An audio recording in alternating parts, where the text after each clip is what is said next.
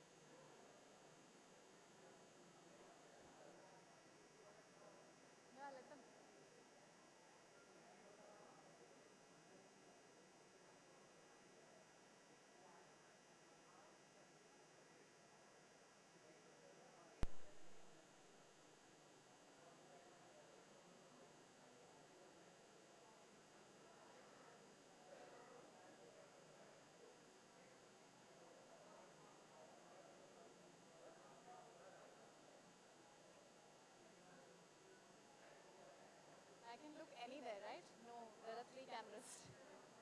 I can look anywhere.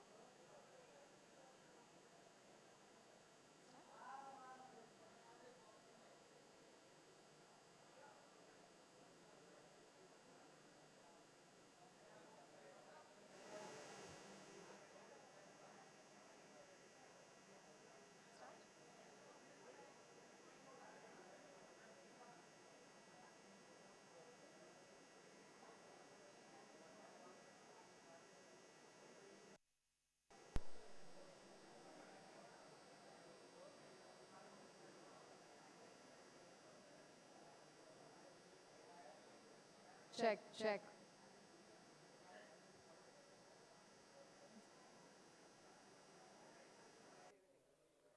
All right, we're going to begin very shortly. Is that audible to you? Of course, when I. Okay.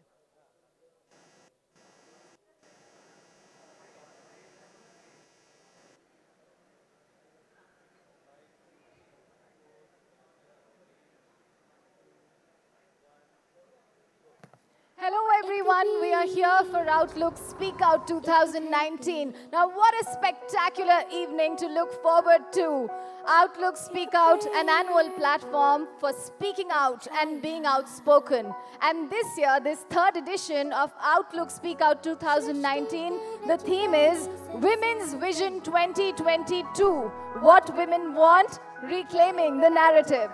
So why wait? Let's begin with Outlook Speak Out 2019.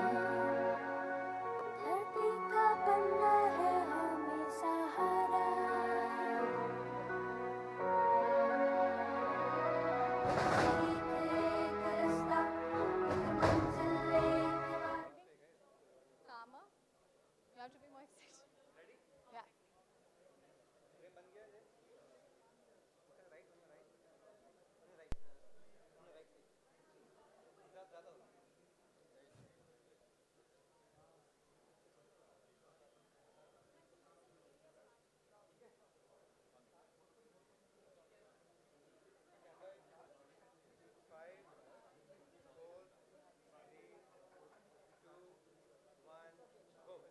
Hello and welcome everyone. We're all gathered here for the third edition of Outlook Speak Out 2019. What a spectacular and fun evening to look forward to. This is, ladies and gentlemen, Outlook Speak Out, the annual platform for speaking out and being outspoken.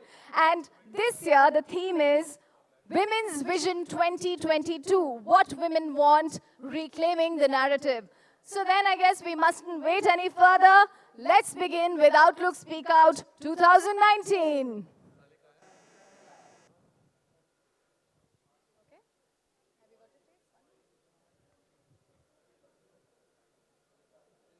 Okay, energy okay?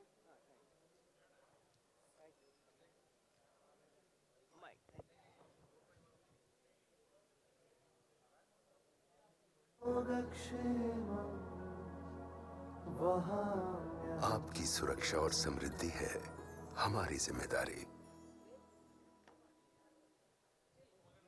क्या हो गया?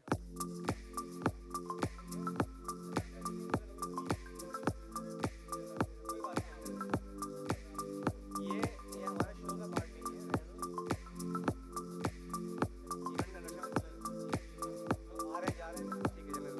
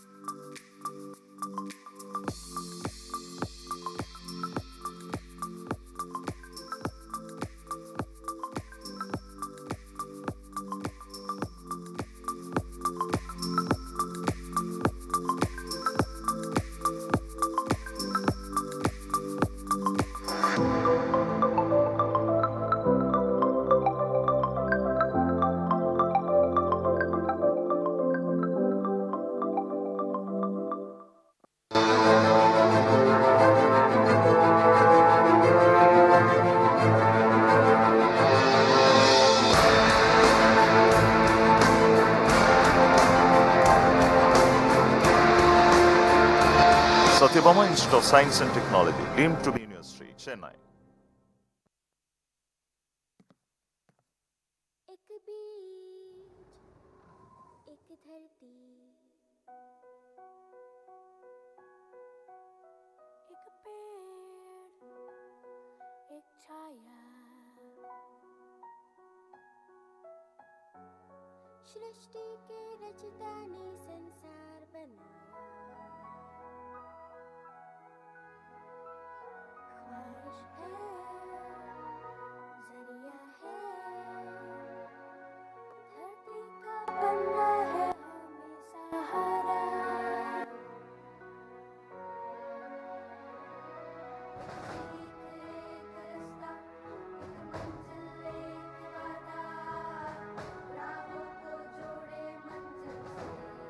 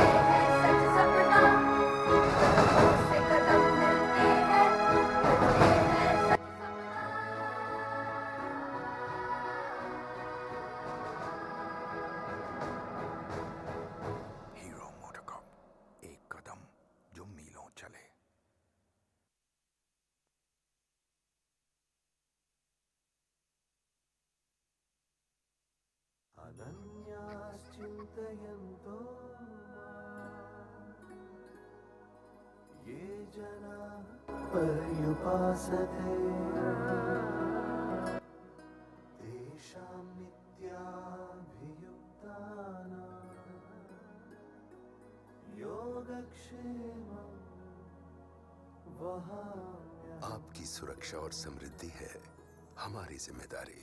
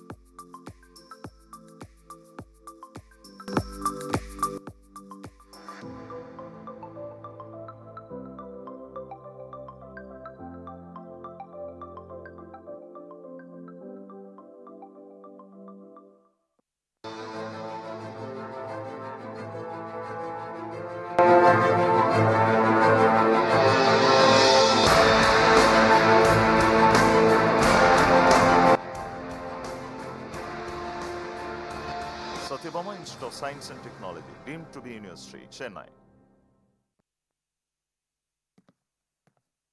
एक बीज एक धरती एक पेड़ एक छाया सृष्टि के रचता ने संसार बनाया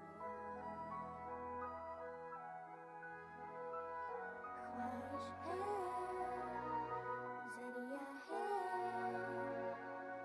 धरती का बनना है हमें सहारा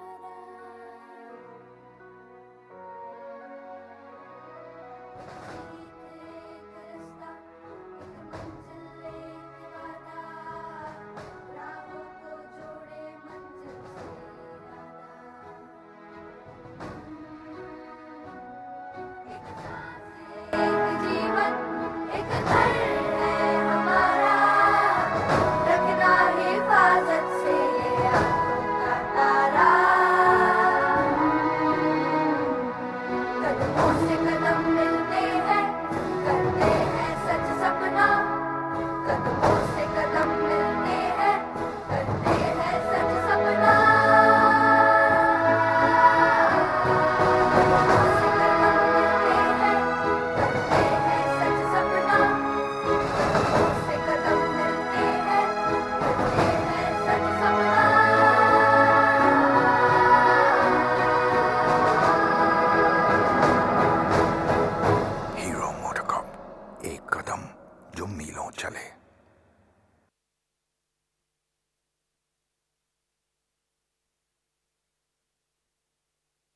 अनन्याश्चिन्तयन्तो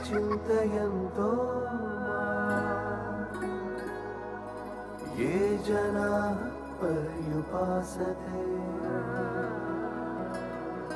तेषां नित्याभियुक्तानां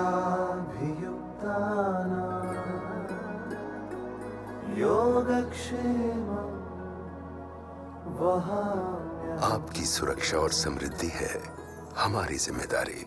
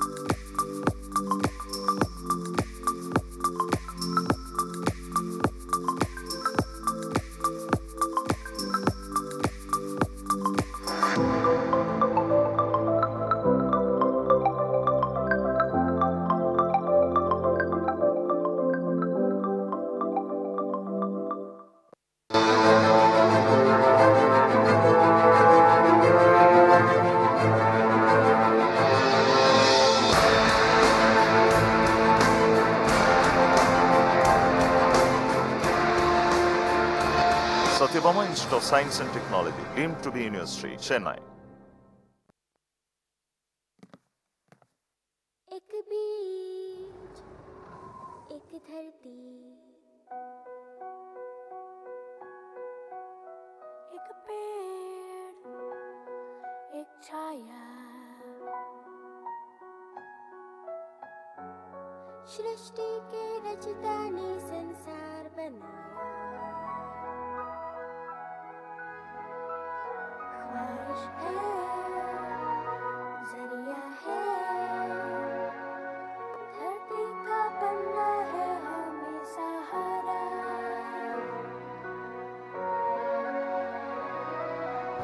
एक एक रास्ता एक मंजिल एक वादा राहों को जोड़े मंजिल से इरादा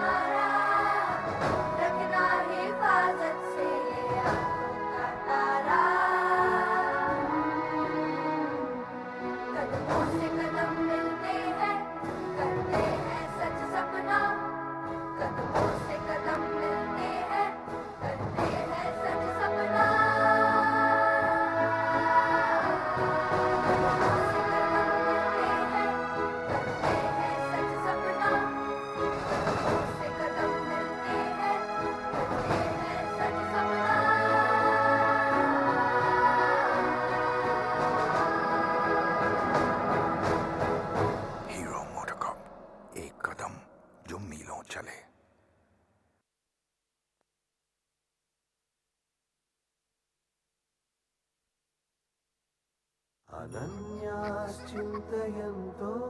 माम्, ये जनाः पर्युपासते तेषां नित्याभियुक्तानां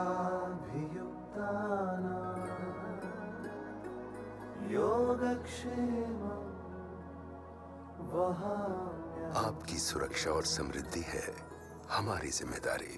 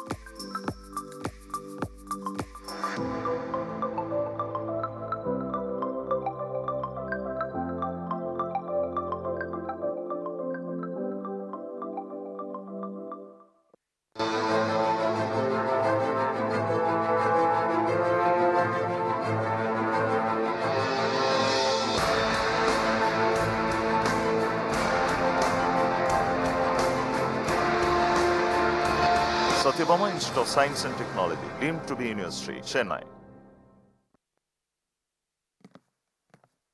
एक बीज एक धरती एक पेड़ एक छाया सृष्टि के रचता ने संसार बनाया ख्वाहिश है जरिया है धरती का बनना है हमें सहारा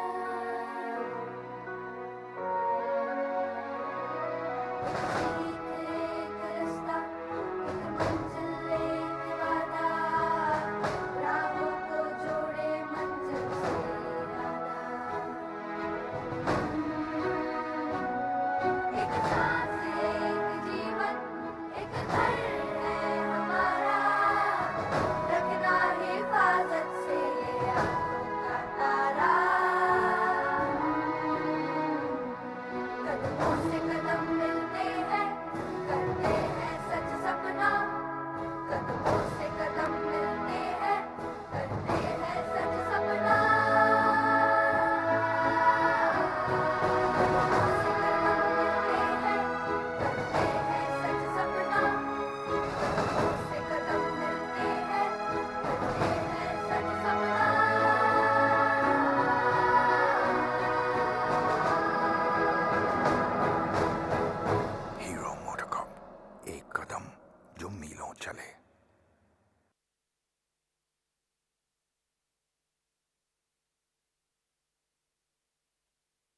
अनन्याश्चिन्तयन्तो माम्। ये जनाः पर्युपासते तेषां नित्याभियुक्तानां योगक्षेमं वहाम्यहम्। आपकी सुरक्षा और समृद्धि है हमारी जिम्मेदारी।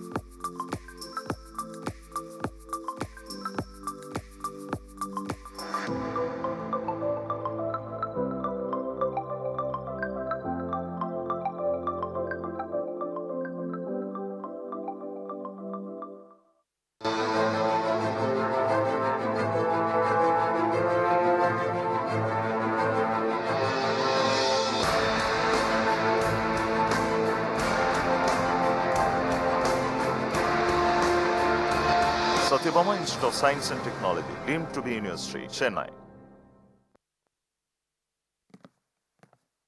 एक बीज एक धरती एक पेड़ एक छाया सृष्टि के रचता ने संसार बनाया ख्वाहिश है जरिया है धरती का बनना है हमें सहारा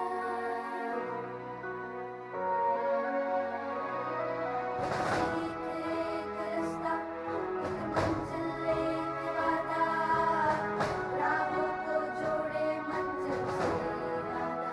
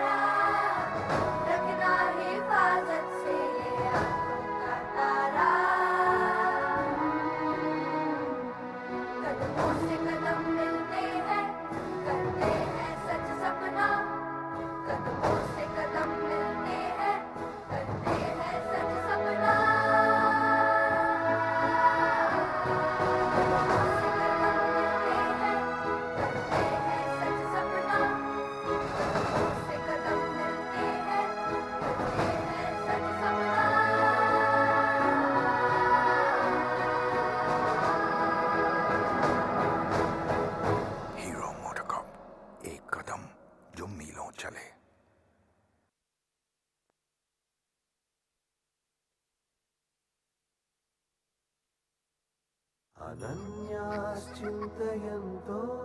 माम्, ये जनाः पर्युपासते तेषां नित्याभियुक्तानां योगक्षेमं वहाम्यहम्। आपकी सुरक्षा और समृद्धि है हमारी जिम्मेदारी।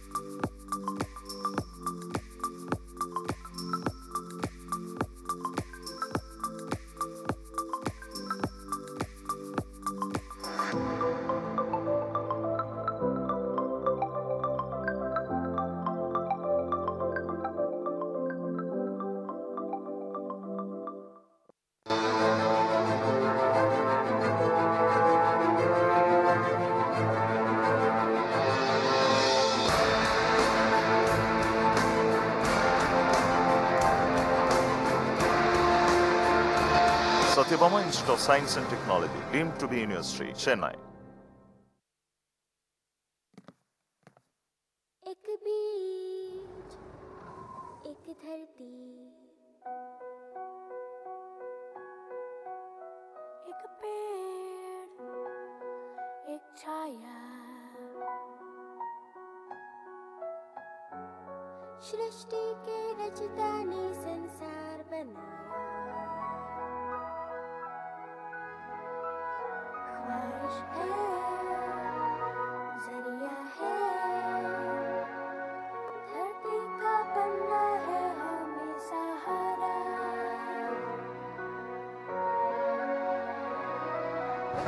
एक रास्ता एक मंजिल एक वादा राहों को जोड़े मंजिल से इरादा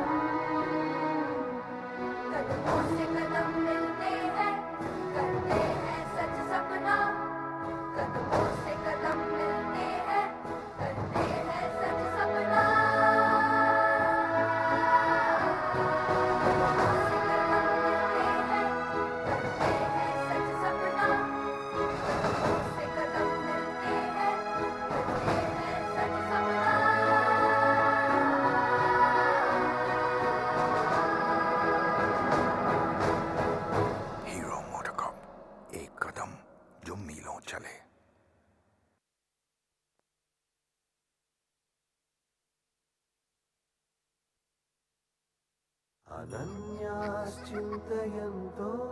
माम्, ये जनाः पर्युपासते तेषां नित्याभियुक्तानां योगक्षेमं वहाम्यहम्। आपकी सुरक्षा और समृद्धि है हमारी जिम्मेदारी।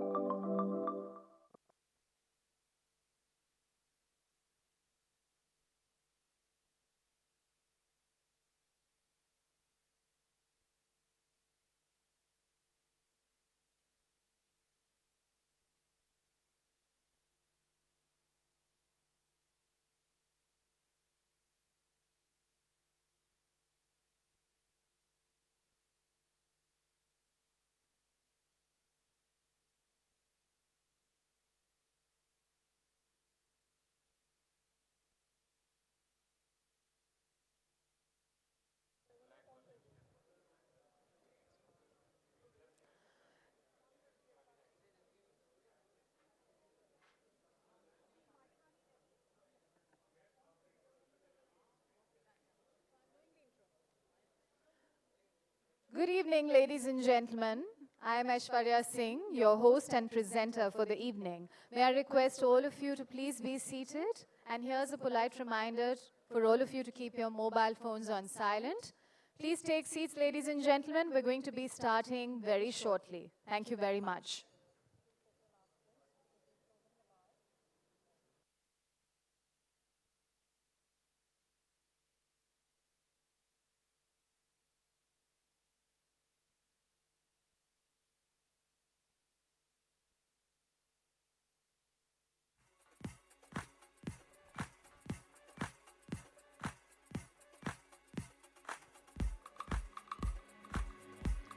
Once again, I wish you a very good evening, ladies and gentlemen. May I request all of you to please be seated?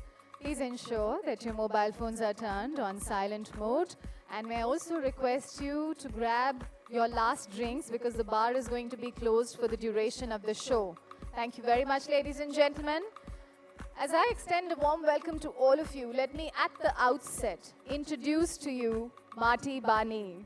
Mati Bani's sound is a mix of India's rare folklore and classical music with a blend of funk and blues. Nirali's Hindustani roots and Karthik's nomadic vision has given the band its distinct folk pop sound. Mati Bani consists of Hindustani vocalist Nirali Karthik and award-winning composer and music producer Karthik Shah. Together, both Nirali and Karthik have collaborated with more than 200 musicians across the globe from over 30 countries. Ladies and gentlemen, the core of their sound is rooted in Indian classical and Indian folk. They are amongst the first group to collaborate with musicians over the internet. So let's get our hands together, ladies and gentlemen. Here's presenting Mati Bani.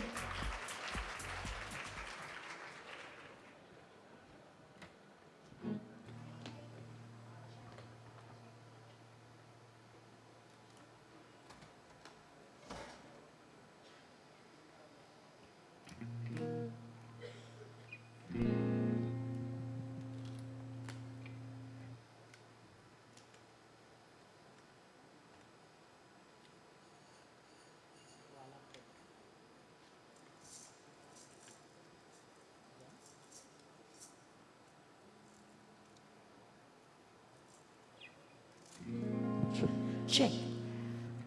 Good evening, everybody. Such a pleasure and honor to present our music to all of you beautiful people.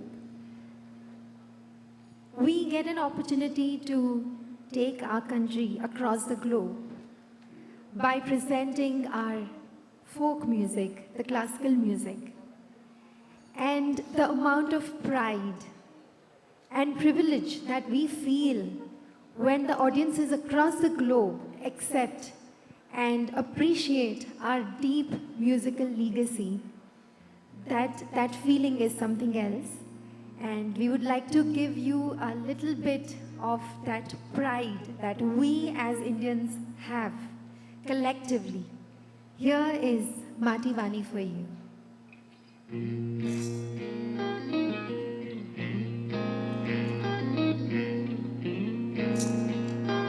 Based on Rag Durga.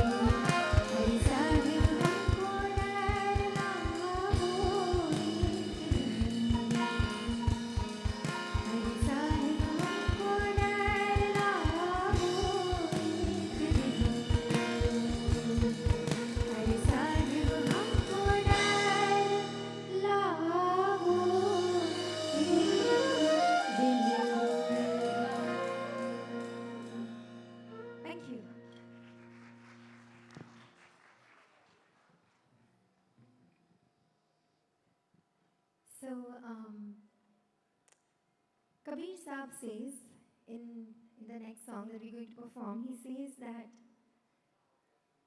God cannot be found in the mandir or masjid or Kashi or Kaaba.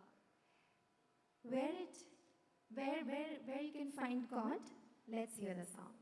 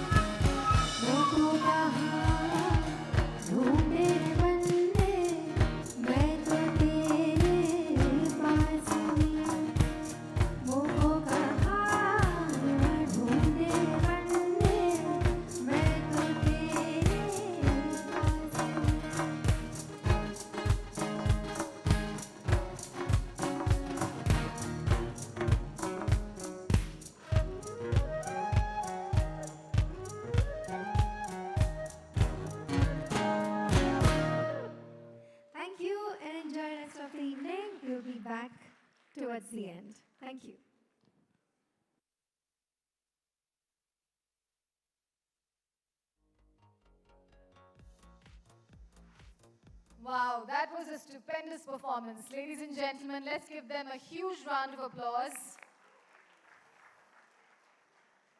And on that very positive note, let me extend a warm welcome to all of you, ladies and gentlemen, to our third Outlook Speak Out, an annual platform for speaking out and being outspoken.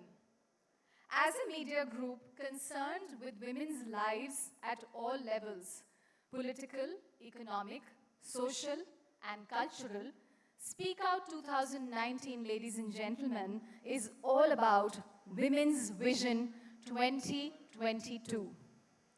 The Outlook Group recognizes that it is not easy being an Indian woman, that her life at each moment is divided between contradictory demands and expectations, aspiration and anxiety, fear and freedom, choice and coercion, prejudice and progress, hope and happiness. And that her fight for freedom is far from over. Ladies and gentlemen, as the clock starts running on the countdown to India's 75th Independence Day, the Outlook Group calls for a much-needed dialogue on what women want and need from the nation. Ladies and gentlemen, I present to you Outlook Speak Out, Women's Vision 2022. Let's hear it. And let me now thank all our partners, presenting partner Satyabama, CSR partner Hero Motocorp, knowledge partner IPE Global, initiatives supported by Oriflame, impact partner Exide, progressive state partner Jharkhand Sarkar, insurance partner LIC, and community partner Vividhita. And with that, ladies and gentlemen, to get this show on the road, I'd like to request Mr. Indraneel Roy, Chief Executive Officer of the Outlook Group, to open this phenomenal event with his remarks. Ladies and gentlemen, Chief Executive Officer of the Outlook Group, Mr. Indraneel Roy. Let's welcome him.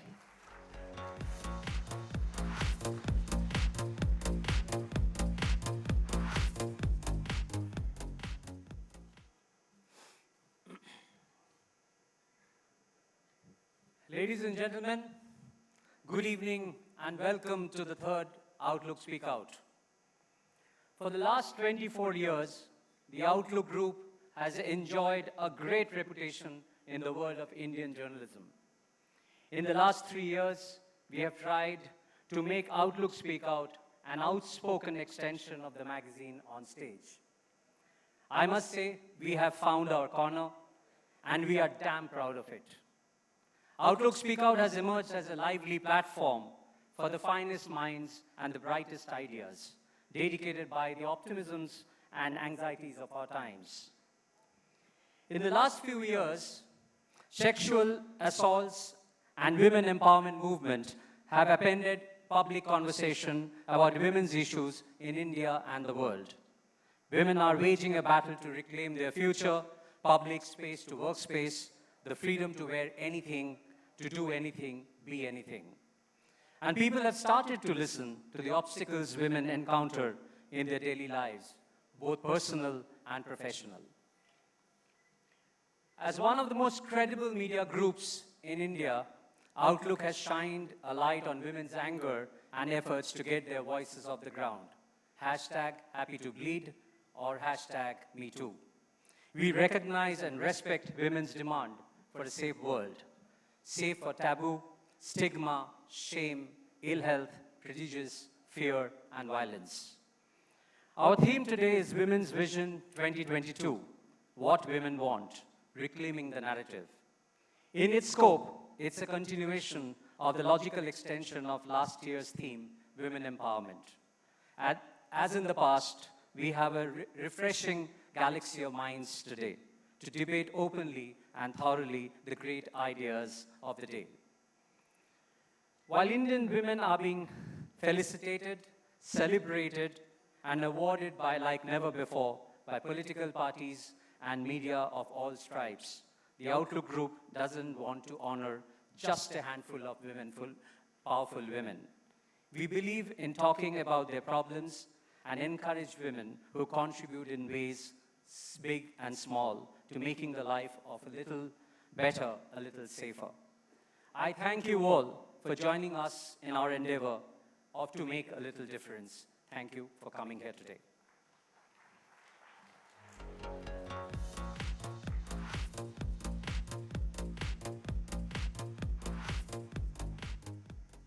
Thank you very much indeed, Mr. Roy.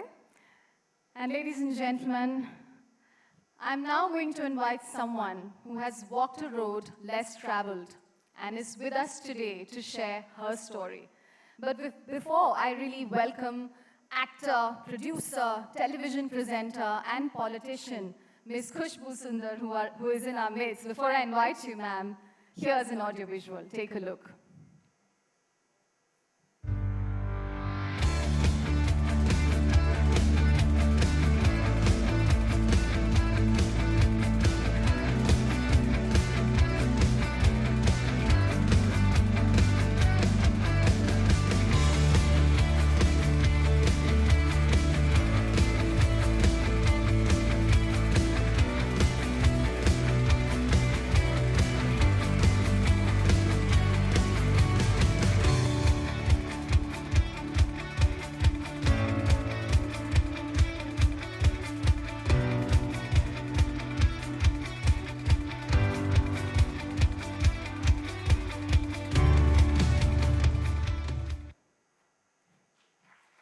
Ladies and gentlemen, she will now address us on what men think women want and what they actually want, lessons learned from living a life less ordinary. Let's welcome her on stage with a huge round of applause, Ms. Khushbu Sundar.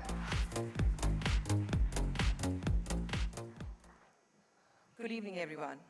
It's such an honor to be here on this dais among all the women, especially who are bold and beautiful and women of substance. I feel very small in front of this crowd. The time is very less, clock starts ticking. I have 10 minutes to tell my story. 49 years of my life, to squeeze in 10 minutes is impossible, but I'll try my best. What women want. I think we all know what women want. What I want to live my life. I want to live my life on my terms. I don't want someone to tell me, don't do this, don't do that, don't go here, don't talk to this person, don't go here. You know, these don't do's, ye karna hai, wo karna hai, who is anybody else to decide for me? The only person who has the rights to decide for me is the woman who brought me into this world. And I stand here today because she told me that you have to live your life on your terms. You have to tell the world that here I am as a woman who lives with all the freedom as men, because I was born with 3 brothers in a very, very conservative Muslim family. So you can imagine my plight. 3 boys, the last girl, in a conservative Muslim family, you can't do this. Well, but here I stand. I think the first thing we need to start at home. You know, it irritates me when you hear, even in today's times, like they said we are moving towards the 75th year of our independence, but we still have this notion at home. You see a man crying, kya yaar, ladkiyon ki tarah ro raha hai? Arey, so what? Khali ladkiyan roti hain. Hasti auratein, rote aadmi अच्छे नहीं लगते. उन पे भरोसा नहीं करना चाहिए. I think I laugh the most. Even in my sleep, my husband says, you keep smiling. मुझ पे भरोसा नहीं करना चाहिए. I think करना चाहिए यार, इतनी दूर पहुंचे हैं तो करना तो चाहिए. कुछ तो होगा. We always talk about breaking the glass ceiling, but it's always, that term is always associated with women. Breaking the glass ceiling. Arey, look at that woman, yeah, she's breaking the glass ceiling and going ahead. Arey, yaar, let's look at a man and say he's breaking the glass ceiling and going ahead. Nobody terms, you know, men with those things. It's only with women. I want to live. What the problems I face in today's times, what we are talking about, women coming out and speaking about the problems they have faced, been through all, whether it was the sexual abuse, whether it was depression, whether it was hunger, whether it was poverty, failure, success, everything. But I realize I have become a very, very strong person the day I learned to say no.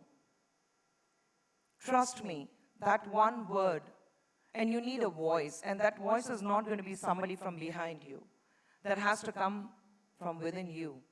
You have to learn to say no, whether this is about inequality, whether this is about any kind of an abuse, whether it's about people telling you what to do, what not to do. You need to take a stand for yourself. 86, I raised a question to my father, which he thought was absolutely unacceptable. And he took that opportunity to dump us in the middle of the road and leave. Me, my mom, and my 3 older brothers in an unknown city of Chennai. Absolutely new to that city, we didn't have a place, nothing. But he thought that how can a woman ask a question, that to a 16-year-old? But when I look back, I feel that was the best decision of my life because I had the courage to raise a question. Because if my father didn't have to dump us, I wouldn't have the courage, that inbuilt strength what I have to reach where I am today.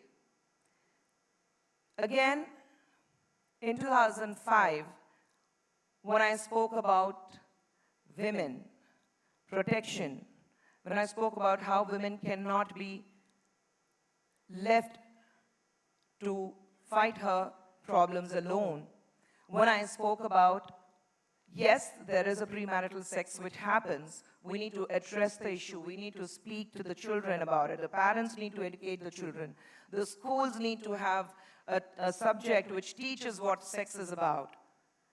And I was labeled as those terms in Tamil, somebody a woman who does not have a virtue, a loose woman. अरे यार वो औरत sex के बारे में बात करती है, ठीक नहीं है यार, उसके साथ दोस्ती मत करो, आपके बच्चे बिगड़ जाएंगे. 5 years I fought those cases in Supreme Court.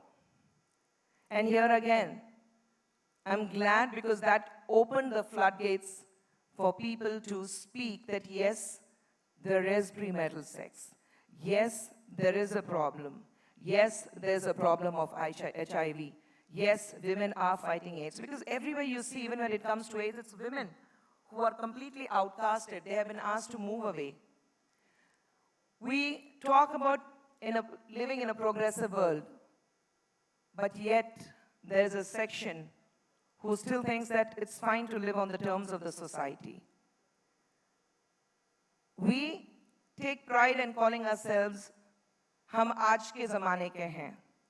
But somewhere deep down, the thoughts still go back where you have a streak of misogynist in you. We need to move out of that. I think every woman in this auditorium will agree with me that I want to live my life on my terms. How many women feel that you have to live life on your terms? Can you raise hands, please? Very few. Okay. See, there's still a little hesitation, how to uthao ya nahi uthao. I like that. So I will be the first person somebody asks me, I will not hesitate for a moment, and I'll go straight. And because the minute I walked in, they handed a placard saying that, which one would you like to pick? And I said, I picked up something which said, this is me, I speak my mind, and if people think I'm a bitch, I'm fine with it. So it's perfectly fine with me. I care two hoots about what others think about me. What's important to me is that I live life with a lot of honesty. Until you do not have honesty in your life, that means you're living a life on a lie for others. You're not living your life.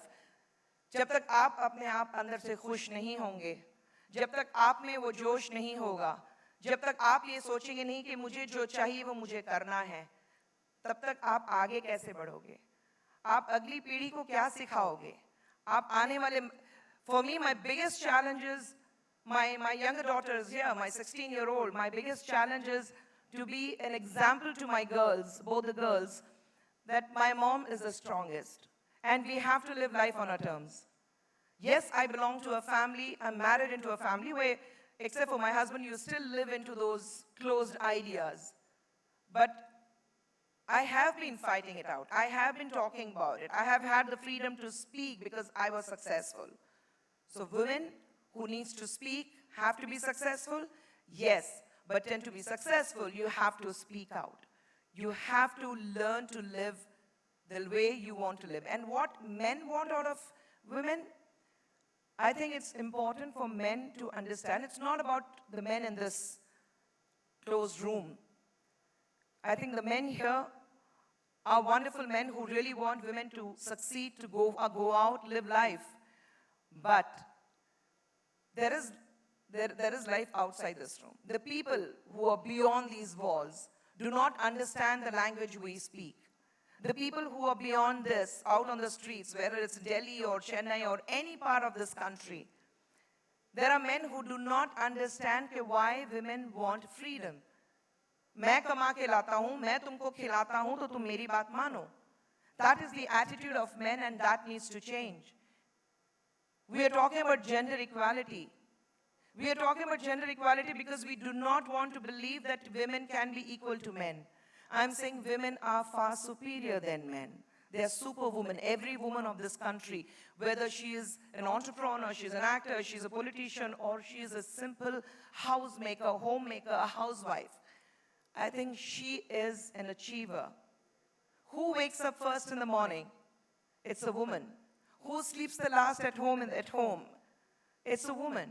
Who looks after everyone? The men go out. They go out and work with a lot of peace.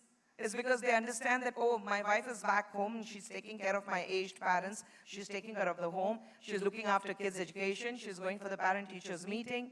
Everything is taken care of by the women of the home. Yet, you need a permission from your husband to decide whether you can go for a movie or you can go out for a chat with men. How do we change that?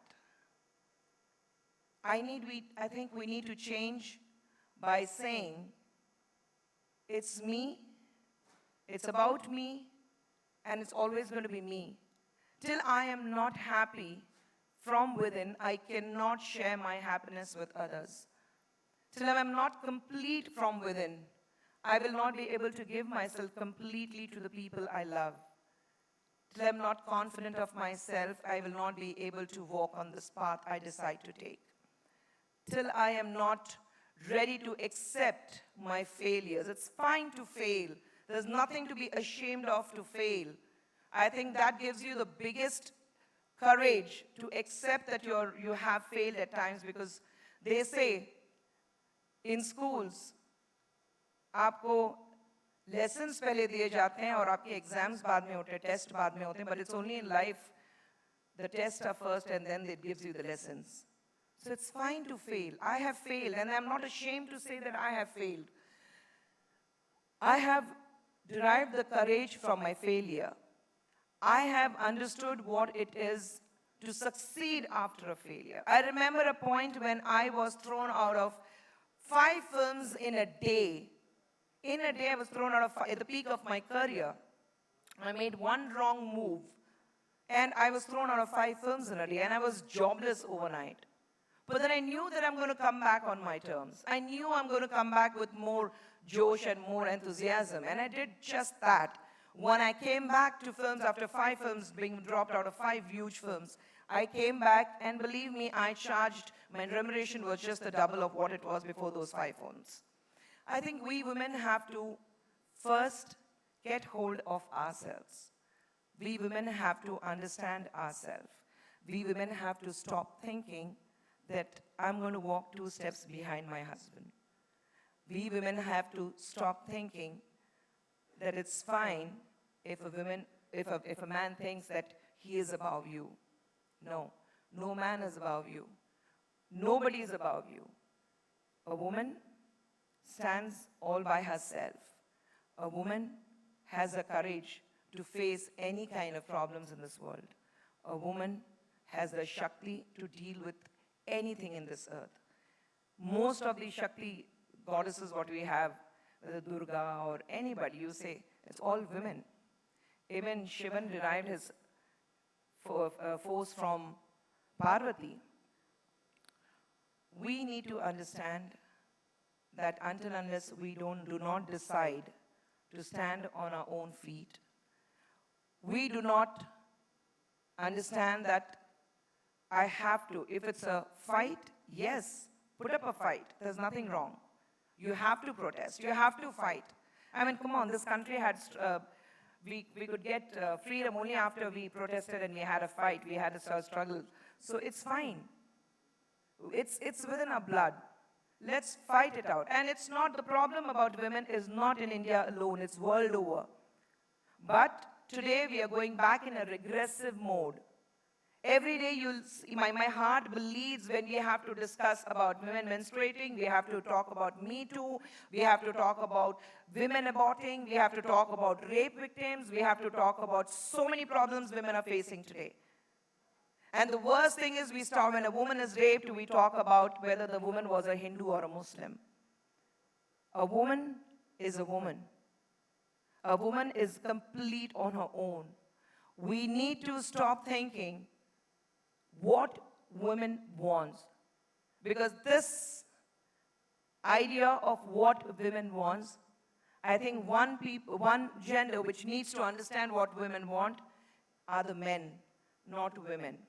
The day women decide that I am complete on my own, I can be on my own, I am on my own, because I am what I am, because what I want to be.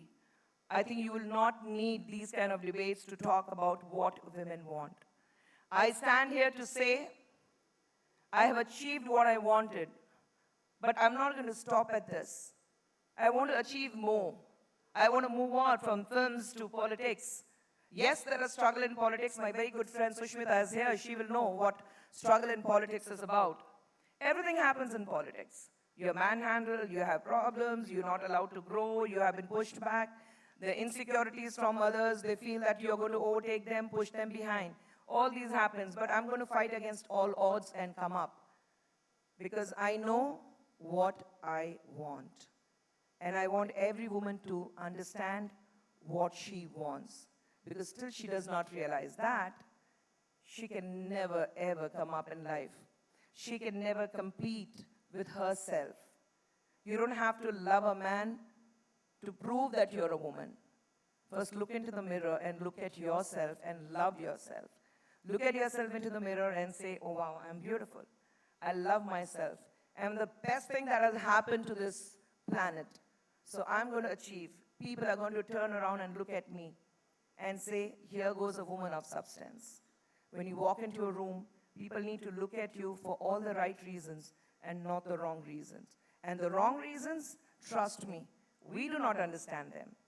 It's the people in the room who are going to decide for you whether they're right or wrong. Let the wrong be with them. Let's walk with our heads up and say, this is the right for me, and I'm going to take the path never taken before, and I am going to be successful because that is what I am. A woman of substance, a woman of today. Because I know what I want. Thank you, ladies and gentlemen. You're all that and much more, ma'am. Ms. Sundar just made no so empowering, ladies and gentlemen. Let's give it up with a huge round of applause once again for her, for that inspiring talk. Thank you very much. And let's now shift gears and get ready for something that's always spoken about in hushed tones, or not at all, and never in public, reclaiming the stain for freedom from stigma. Ladies and gentlemen, get ready to put your hands together for 5 outspoken women who will share their views on the myth and the reality of menstruation. So, with that said, let me invite, ladies and gentlemen, on stage, and please put your hands together for Miss Seenu Joseph, menstrual hygiene educator, counselor, and managing trustee of Maithri Speaks, Bengaluru.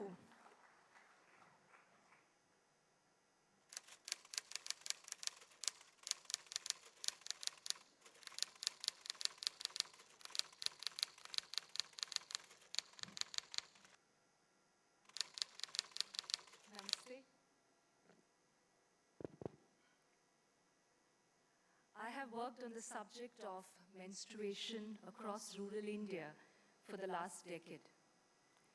And the one change that I have observed over the last 10 years is the pace with which the conversations on the subject has picked up.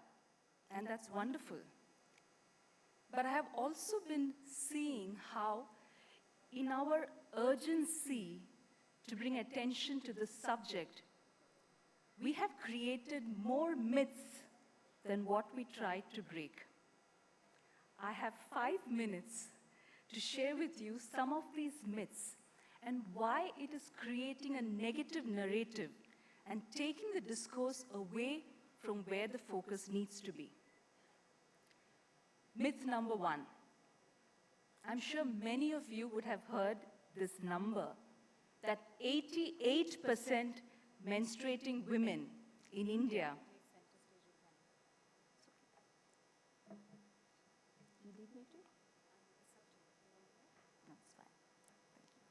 So I lost a bit of my 5 minutes there.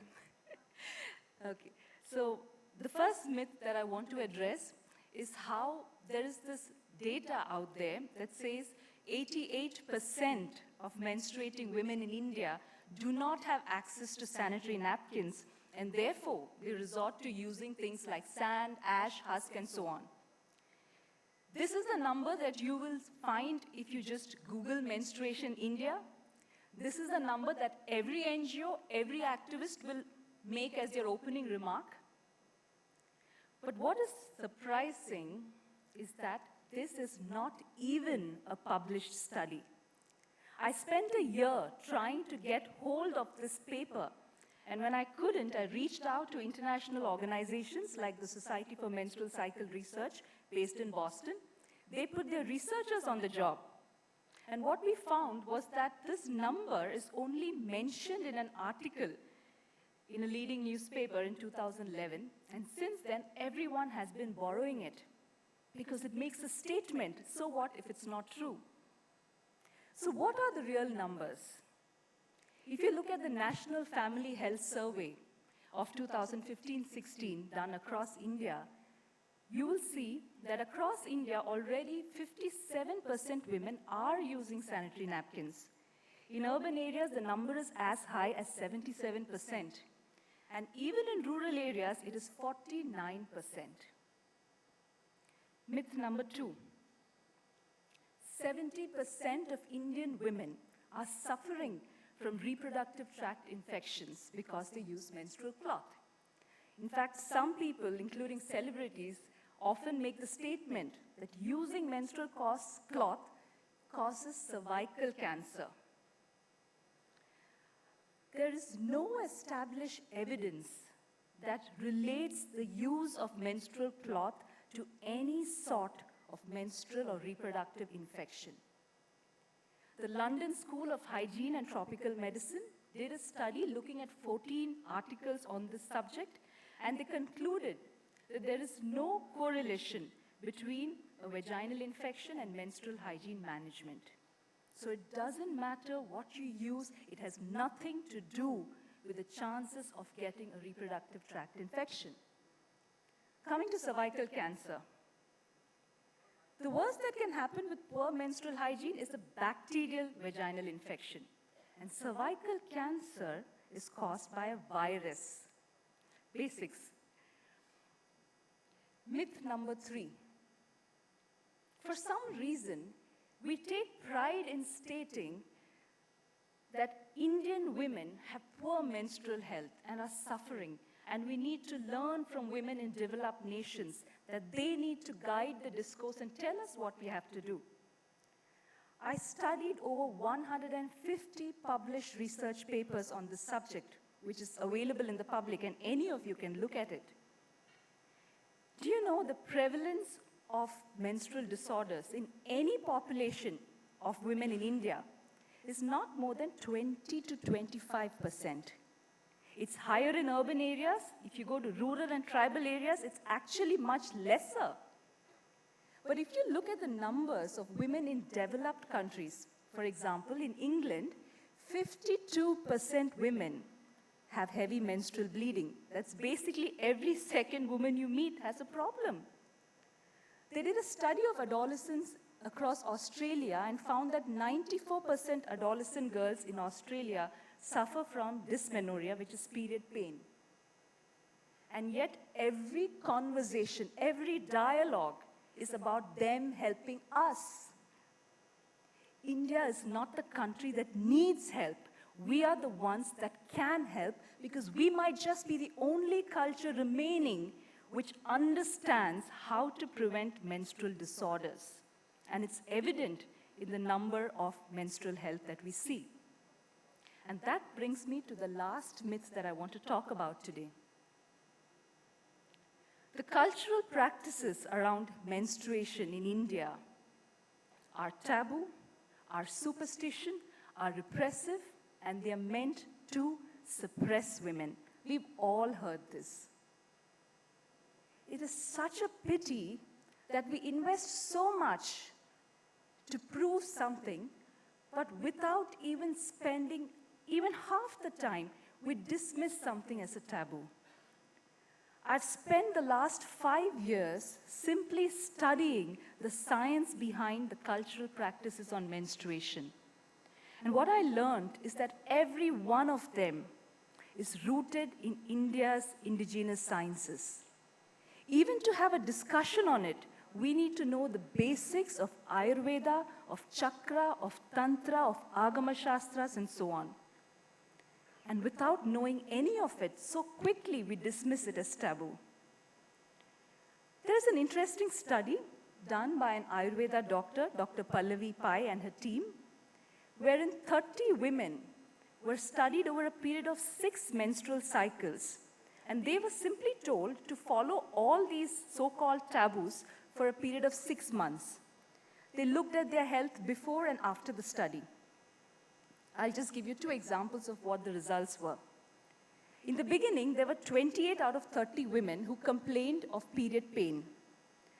By the end of 6 months, when they followed these cultural practices as per Ayurveda, that number came down to 2. Similarly, there were 21 women who said that they experienced mood swings, anger, irritability, and so on. At the end of 6 months, that number came down to 3. This is the area where work on menstruation needs to go. This is where research has to happen because we are among the few people who understand the subject holistically and know how to prevent menstrual disorders. I was introduced as a menstrual hygiene educator. I really want to clarify that menstrual hygiene is not even an issue. It is not even an issue because none of the menstrual disorders, dysmenorrhea, menorrhagia, amenorrhea, have anything to do with hygiene. If we want to talk about menstruation, the subject is menstrual health, not menstrual hygiene. But to get there, there are 2 very difficult things we all need to do. The first, we need to be willing to say that we were wrong, like I did. We were wrong about this subject, and we just spoke about things without verifying the data. And the second thing that we need to do is be willing to learn from the very women we think we ought to teach. Thank you.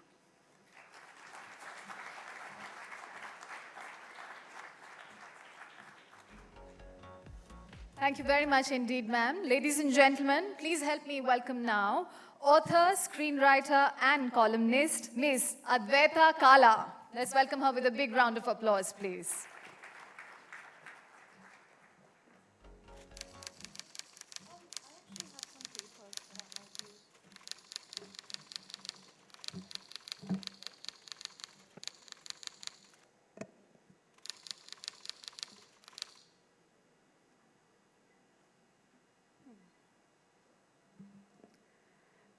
Thank you so much. It's really lovely to see so many men in the audience before the lights were dimmed. I don't know, to offer them some privacy or to offer speakers privacy as we embark on this discussion.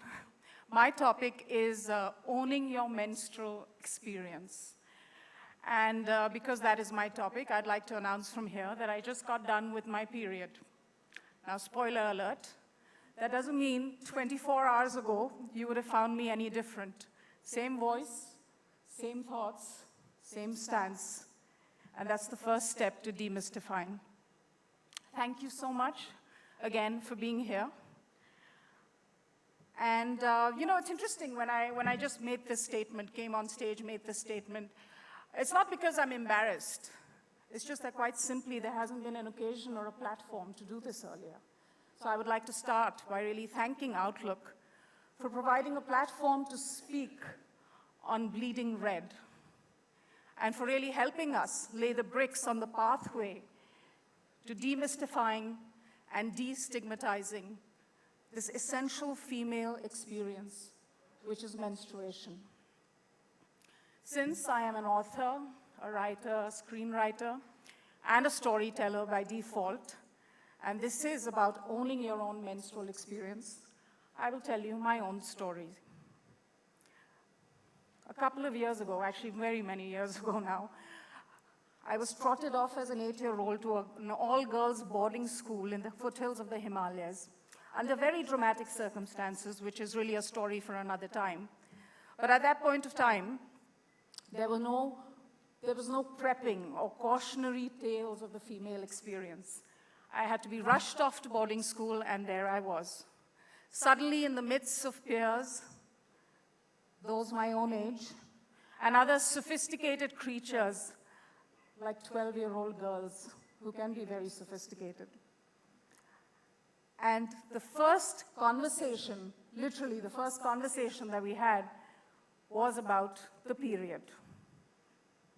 I've been asked to walk around a little bit, so I'll do that, but I don't think this mic is working. Is it working? Yes, now it is.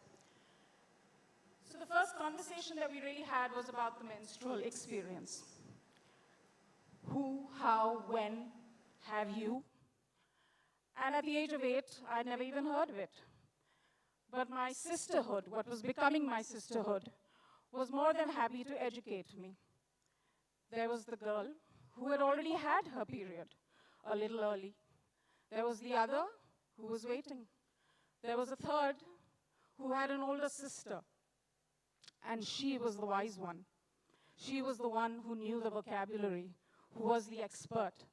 And I realized that there was a vocabulary, whether you called it the period or chums or being down. It was a shared vocabulary, and if you didn't know that vocabulary, you were really not part of the system. So the period hence became something that I wanted to experience, that I wanted to own, that I thought would make me belong. And hence began the wait. At the age of 10, I thought I saw something that had announced that my time had come. I put on a pad, evening playtime at the volleyball courts. I would run to the bathroom to check if it was soaked. And it wasn't. For me, alas, my time had not come again, as yet. It took a couple of years, and then it was there. But the sisterhood ensured that the passage was comforting. And I'll tell you why.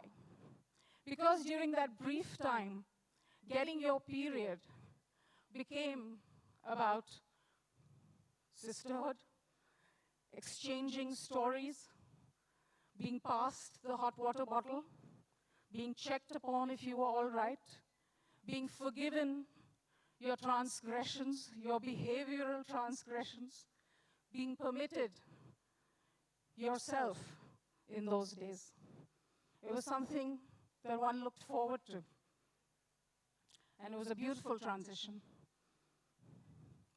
A few years later, I left the boarding school and was thrust into the world of co-educational study. And it was for the first time that the men in menstruation came to light. Although they were teenage boys, but the men in menstruation started exerting their presence. Now the young girls who were my classmates wore starched white skirts. In the winter months, they would tie cardigans around their waists in faux fashion to conceal accidents or stains that caused shame In the summer months, they would have to be braver. They would marshal their friends into circles to guard them, to preserve their honor, much in the way the most powerful men in the world do, like US presidents. They had to be protected from the shame of a stain. This was unreal to me. I couldn't quite understand it, and I had to once again reevaluate my relationship with the menstrual experience. So how was I going to deal with it? In the flush of rebellious teenagehood, I decided that I was going to weaponize it. I was going to claim the mean moods, the cramps, the headaches, the sulks, and chase away boys who were as interested in the period as they were in the bra strap every time they asked me a question. And so that's what I did. Chase them away with comments and watch them scurry away embarrassed. As Janet Winterson, the writer, has written, when she bleeds, the smells change the colors that I know. There is iron in her soul on those days. She smells like a gun. The teenage me was fully loaded. And then later on came the working life.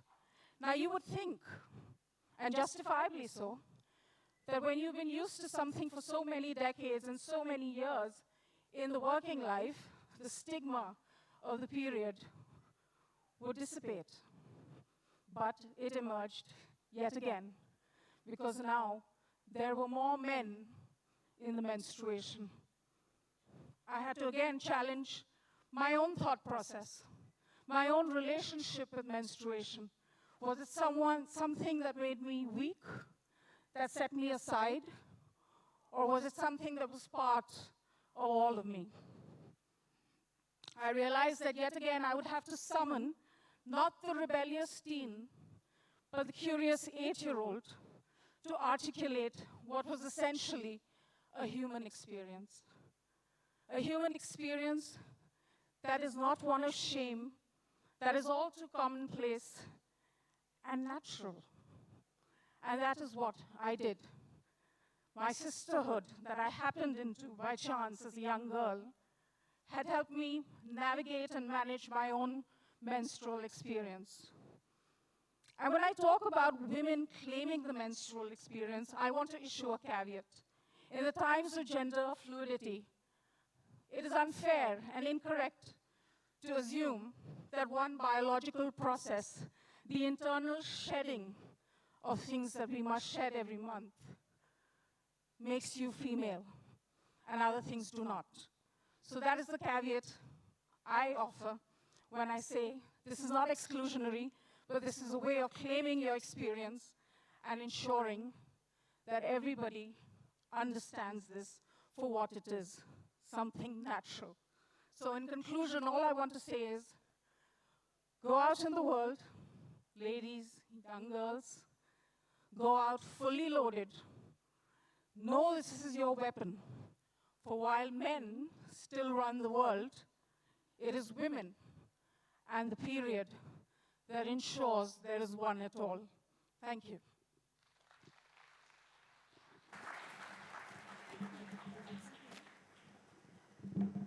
Thank you very much indeed, Ms. Advaita. And ladies and gentlemen, now please help me welcome women's rights activist, co-founder of Bharatiya Muslim Mahila Andolan, Ms. Zakia Soman. Let's welcome her on stage with a big round of applause. Welcome, ma'am.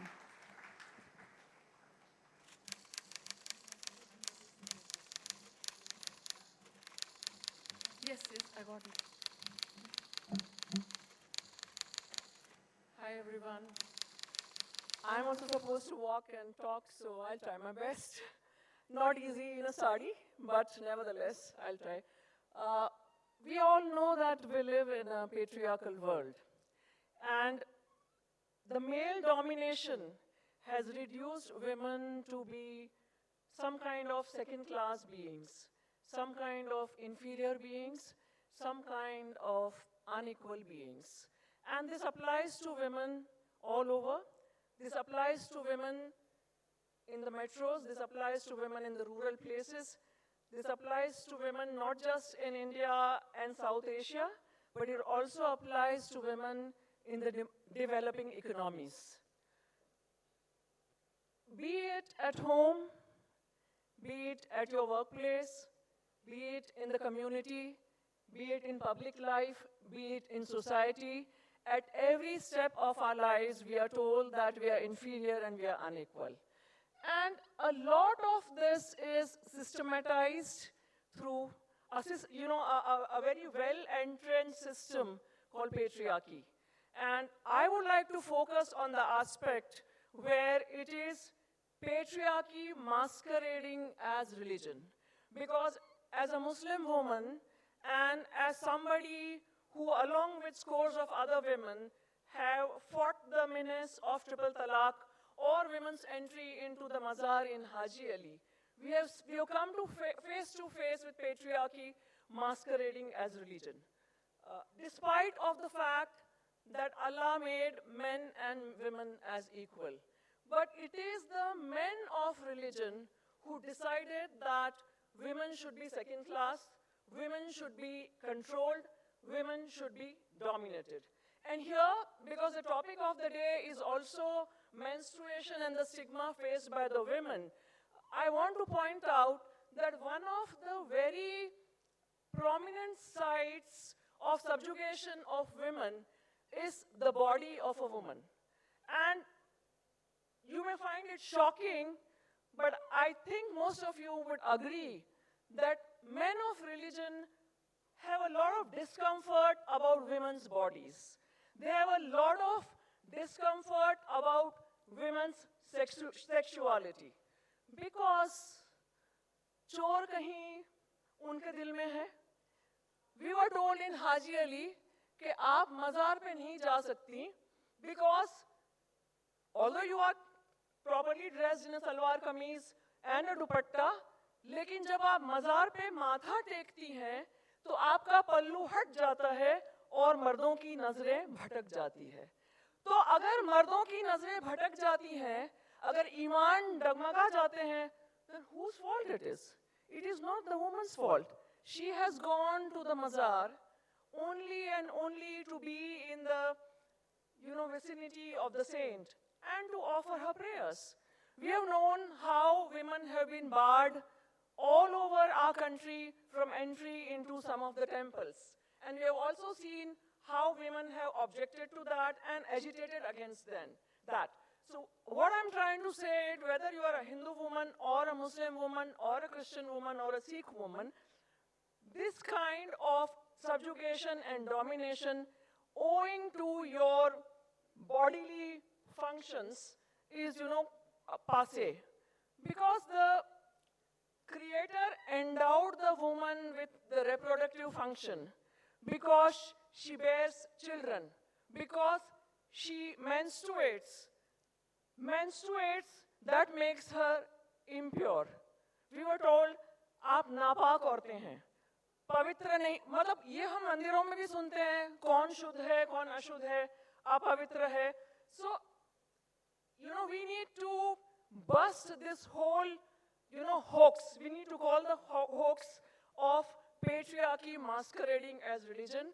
And I'm glad not everything is so dark. Of late, in the last decade or so, India is changing and Indian women are leading the change.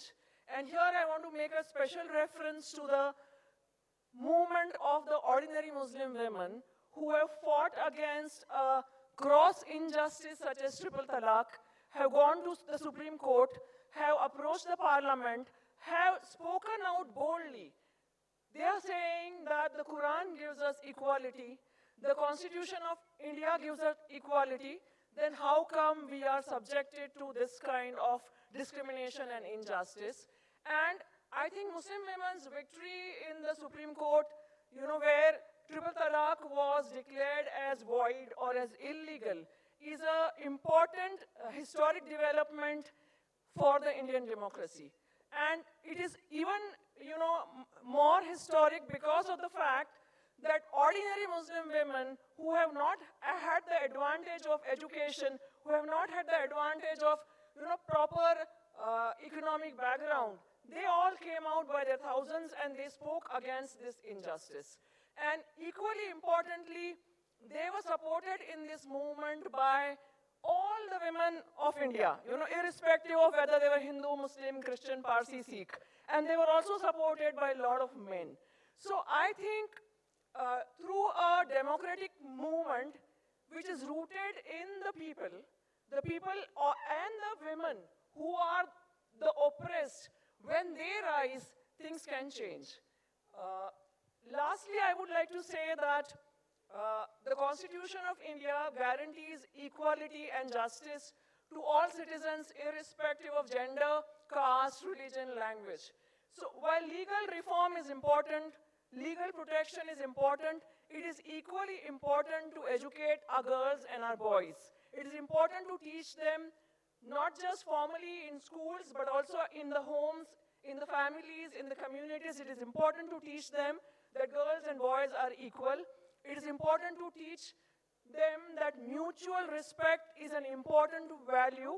You may become whatever, you may become an engineer, you may become a doctor, you may become whatever, but if you do not learn to respect your sister or the girls around you, then you are not a good enough Indian, and you are not a good enough human being. So social education is important, and I think it is equally important to question the male authority over religion.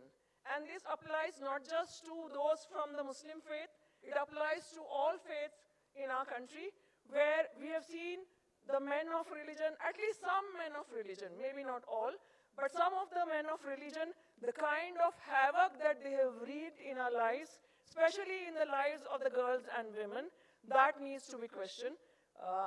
I got this opportunity to speak here in front of everybody. I thank all of you for listening to me, and I thank Outlook for inviting me. Thank you.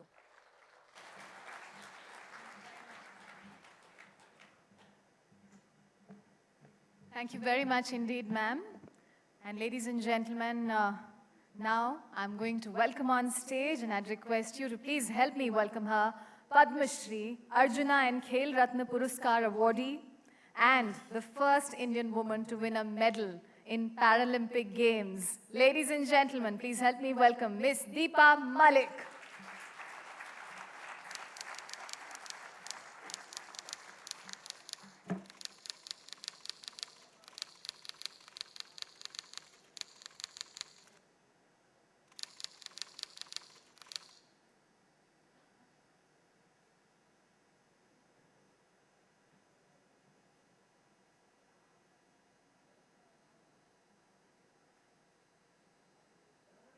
There she is, ladies and gentlemen. A big round of applause.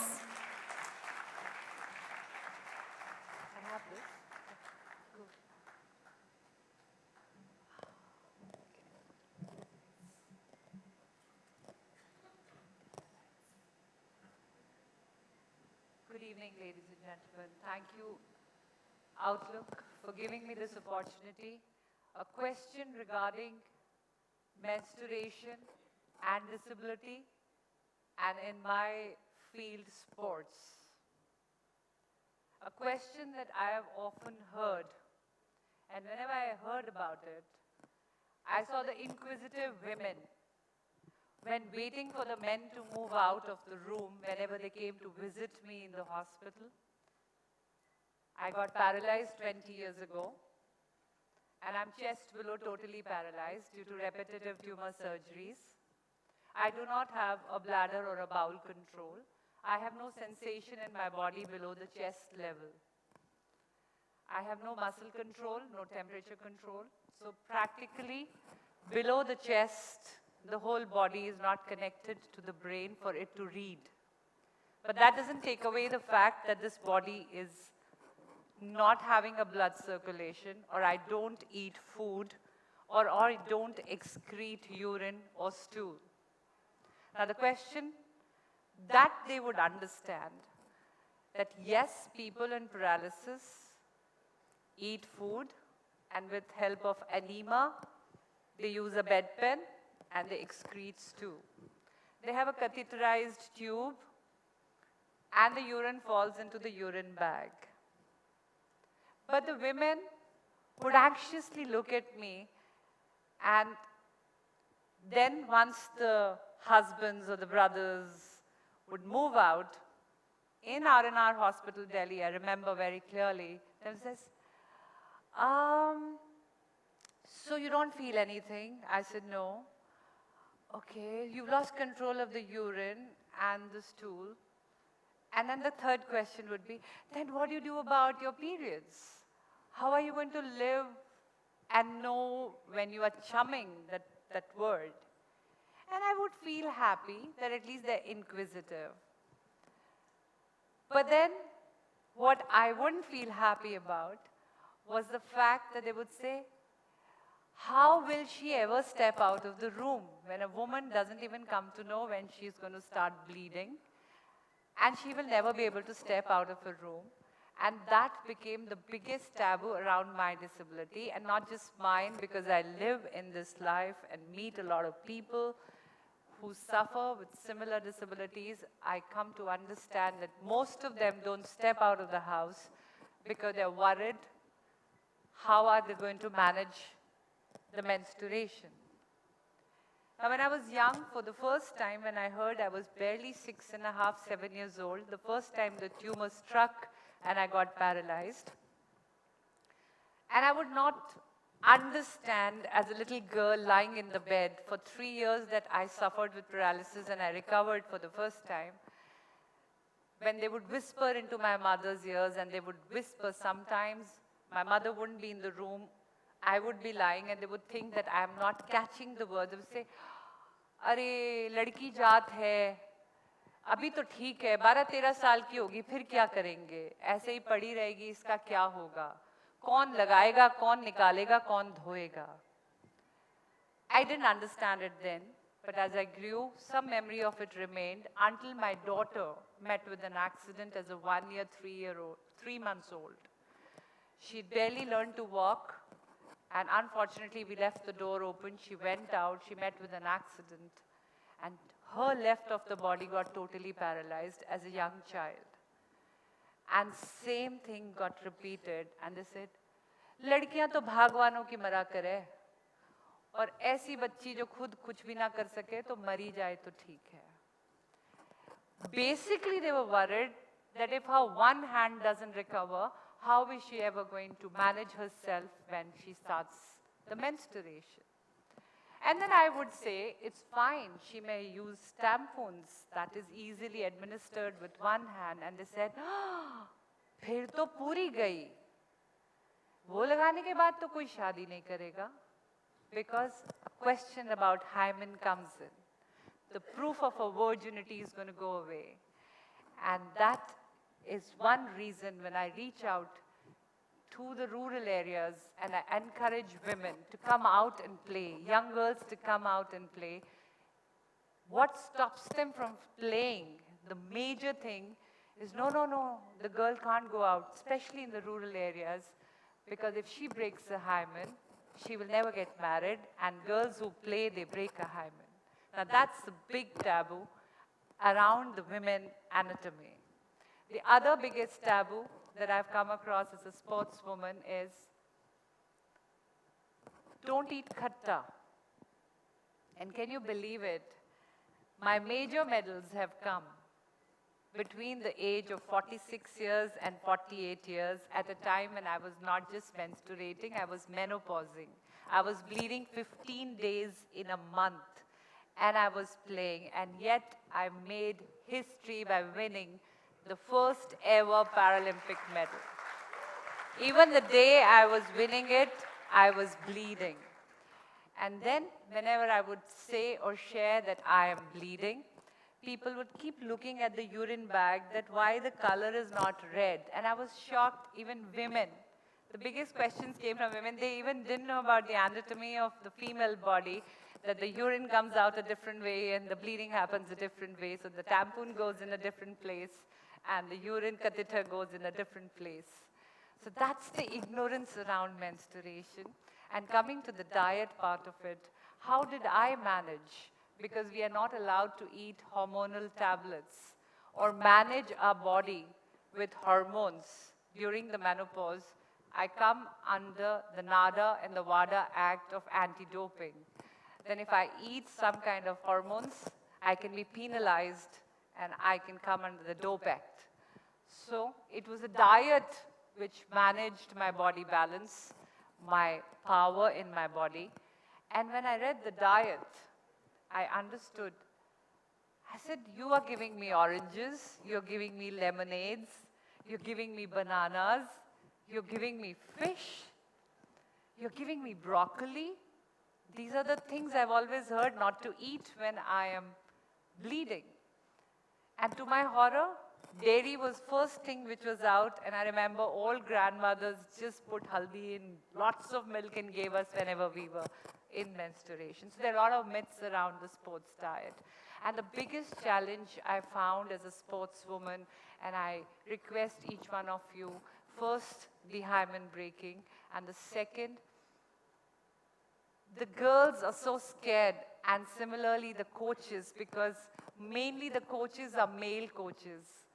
And when it comes, that suddenly the child is not there to play on the field, because all along, all her life, she has learned that when you are periods, you're not supposed to play, you're supposed to rest.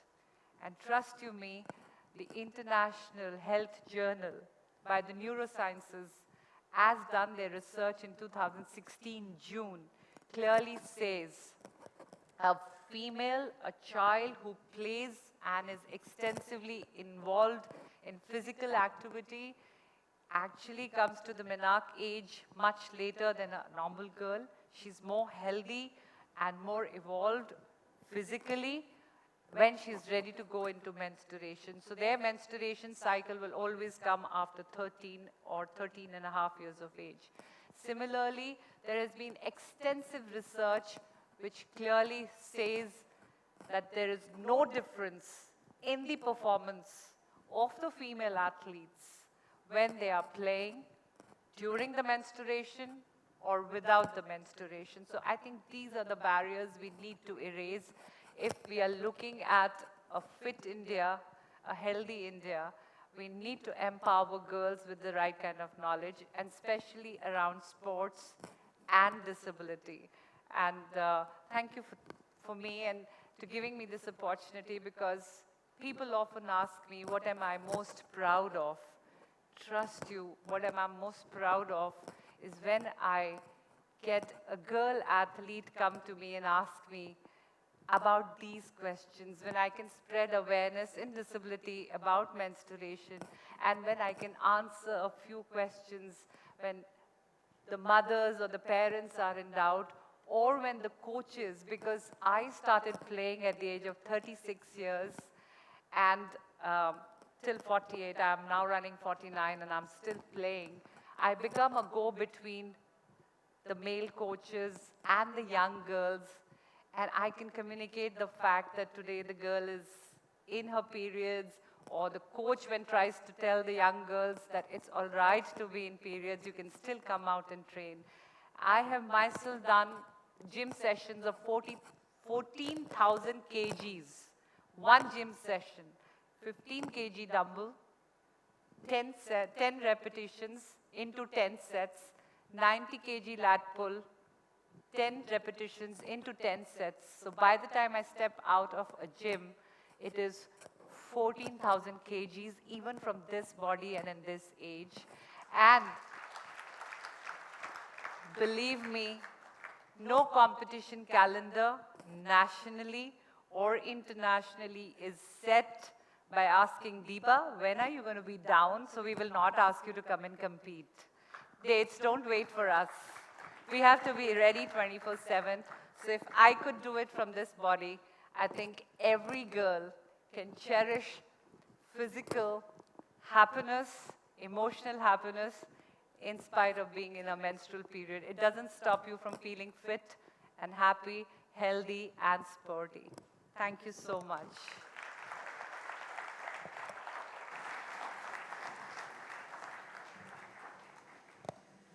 Thank you very much indeed, ma'am. You have truly, truly redefined ability for thousands of women across the country who feel incapable for a natural aspect of their being. So thank you once again.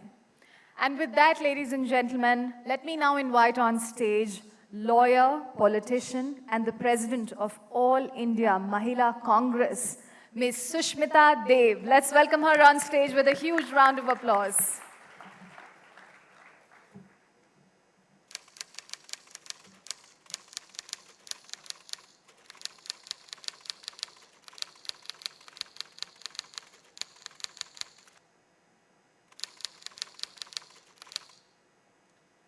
Hi.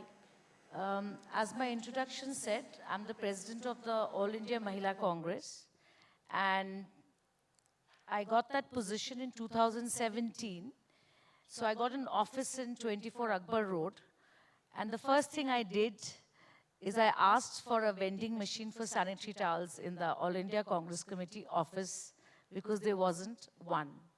So the topic I have today is connected to what I just said, is what is period poverty and how do we deal with it. I come from a very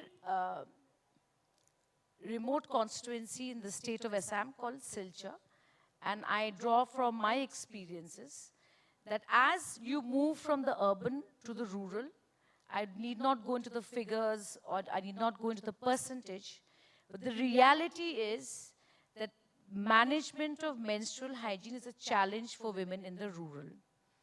And when I experienced it as a politician, I realized that we have to do something about it. So I started a petition on change.org when GST was being introduced to actually put the taxation of sanitary towels either at 0 or the lowest tax bracket. I remember I met Mr. Jaitley.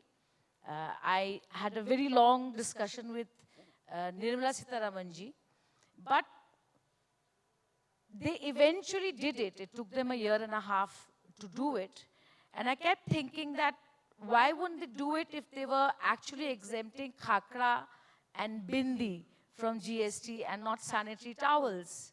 So one day, Mrs. Sitharamanji actually came to me in the Central Hall, and she gave me a very, very logical explanation about input tax credit and how the domestic manufacturers would lose out to the Chinese manufacturers and all of that.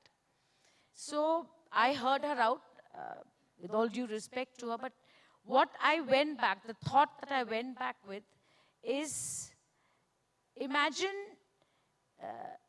a sanitary towel is actually a necessity for a woman. It's a right to life issue for a woman. It's a right to live with dignity and decency issue for a woman. But the explanation that came from the finance ministry was industry-centric. And that's the problem. You see, that's the problem. And even when I started the petition, I had many people coming to say, are you being funded by Procter & Gamble? You know, is that why you want sanitary towels to be tax-free? Which I found, I was a little taken aback when people would say that. But the idea is, period poverty is when someone has an involuntary biological reaction in the body of menstruation and you don't have access to a proper sanitary towel. It's a real problem. I'll tell you a story.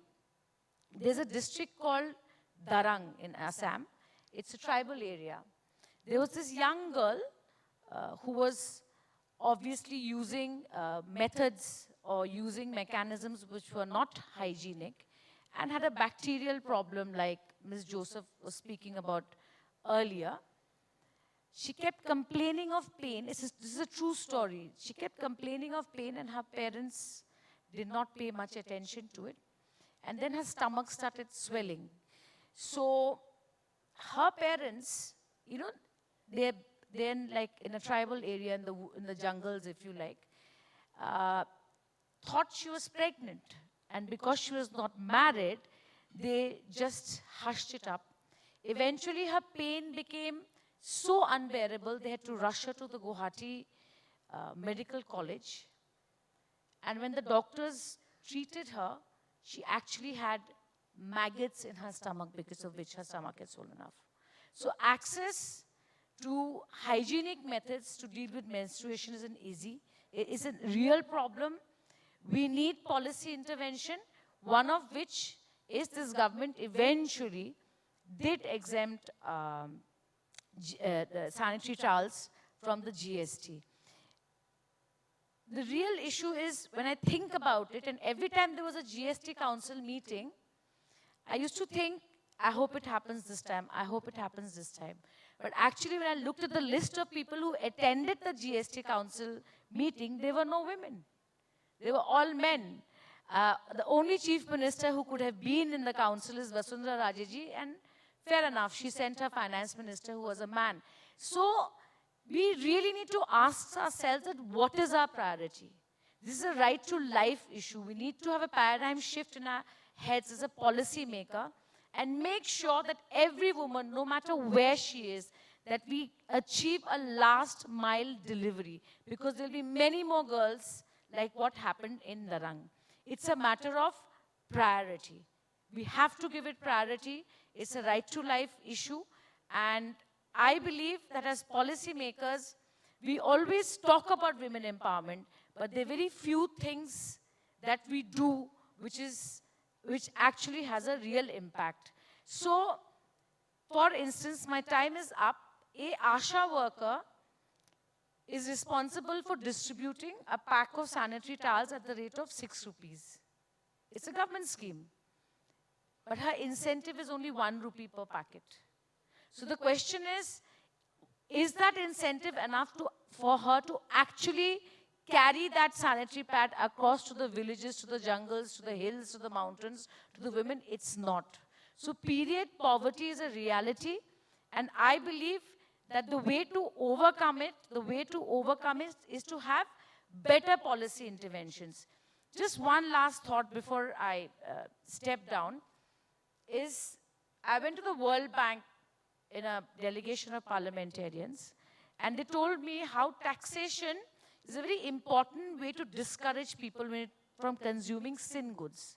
So the converse should apply, and I believe that all the states who have actually gone ahead and given free sanitary towels to women is an excellent fiscal policy, which I believe every state should implement, and that will help. And to end it on a lighter note, Khushbu talked about discrimination in politics and all of that. I've never had a Me Too moment, I'll be honest. And I actually come from a family of 6 members, and all of us bleed except my father, because we are 4 sisters and my mother. Thank you very much.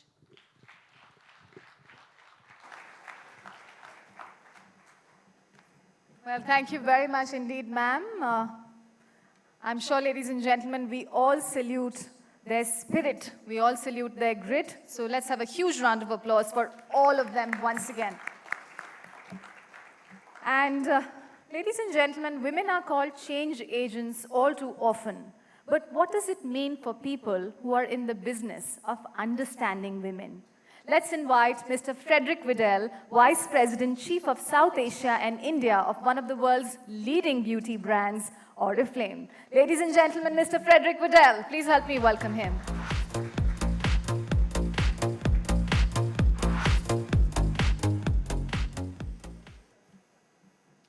Good evening, and thank you for hosting me tonight. This is actually my second appearance in an Outlook Speak Out in the last 3-4 months. And I thank Outlook for this initiative. It's awesome. It just needs to be more often. So I come from Sweden. Now, Sweden is one of the most equal societies on this planet right now. We have a gender gap of 8%, right? So for me, growing up in the 80s, when Sweden was the richest country on the face of this earth, we never discussed equality. It wasn't an issue. It wasn't something that we thought about. We thought of our, sisters and mothers and wives and so forth as 100% equal to us. And only as a young man, 14, 15, 16 perhaps, you started thinking about there was, in fact, a different gender, right? So what can I, a white man in his middle ages, offer to a session such as this one? Probably coming from the most privileged group of people on the face of this earth right now. Well, I can offer my support and my devoted contribution to women empowerment at large. And it angers me, in fact, to have to be here on a Saturday evening at 8 p.m. and talk about a topic that is just natural. Of course there must be equality. I don't even understand why I'm here. I should be home with my woman having a glass of wine. But I am here because this is an important topic. And we battle with this, and I think women and men need to come together in this battle. It's not something that women can do alone, and we need to support our mothers, daughters, sisters, and so forth in this quest. And still, as I mentioned, 8% gender gap in Sweden. That 8 percentage points must be closed ASAP. The gender gap in India, if you look at the latest gender gap analysis report, is nearly 40%. Now, the Indian society, right now, 27% of women are in employment. In Sweden, this number is 85%, and for men, 85%. India is there 84% men and 27% women. And this is a huge gap. By closing this gap and getting closer to Sweden, India will generate an enormous amount of money to its GDP. And of course also leading to equality. We know that the biggest talent pool, and I am a businessman, and I am also a professional public speaker. This topic is always a topic that makes me a bit nervous, because it's an important topic. Talking about self-development and motivation is easy. Talking about women empowerment is difficult, especially as a man from the West. And I think we need to understand that in business, the largest untapped talent pool that's out there are women. We know that in business, we have studied and we see that companies that have more women in leadership positions are more profitable. That's just basic facts. And it doesn't make sense not to involve the different gender or the opposite gender in this quest. BBC released just a couple of days back the list of the 100 most influential women in the world, 2019. 7 of these 100 women are from India. And they are in every type of issue you can think of. Human rights in Kashmir, poets, space entrepreneurs, gender equality experts, environmentalists, doctors, and so forth. And perhaps these women are not creating daily news coverage, but they're doing enormous deeds to society.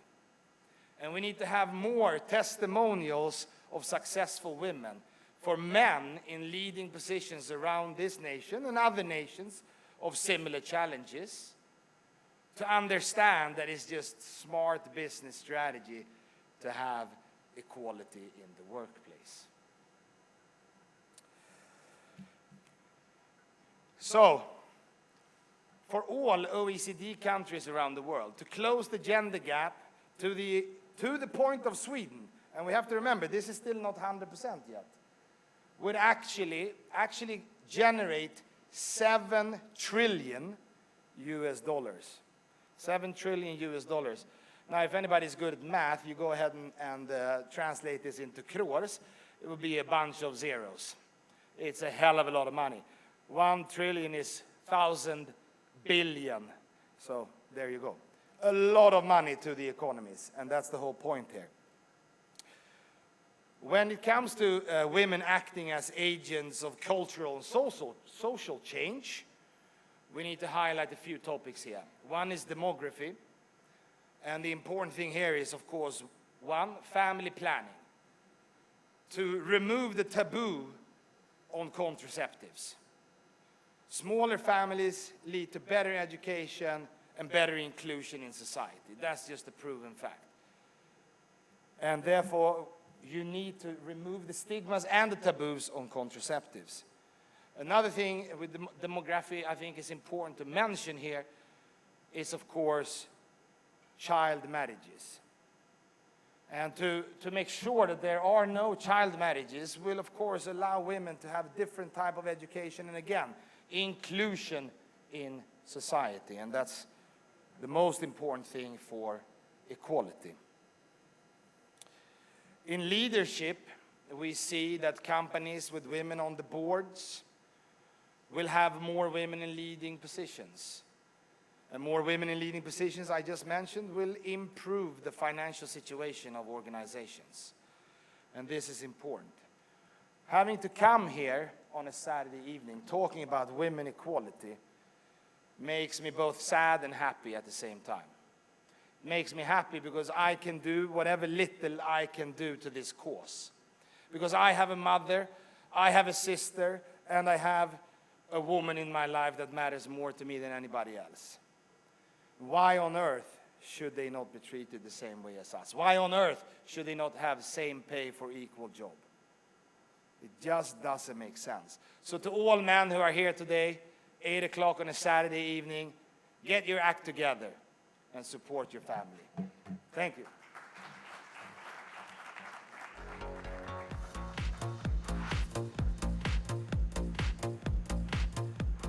Thank you very much indeed, Mr. Vidal, for that wonderful address.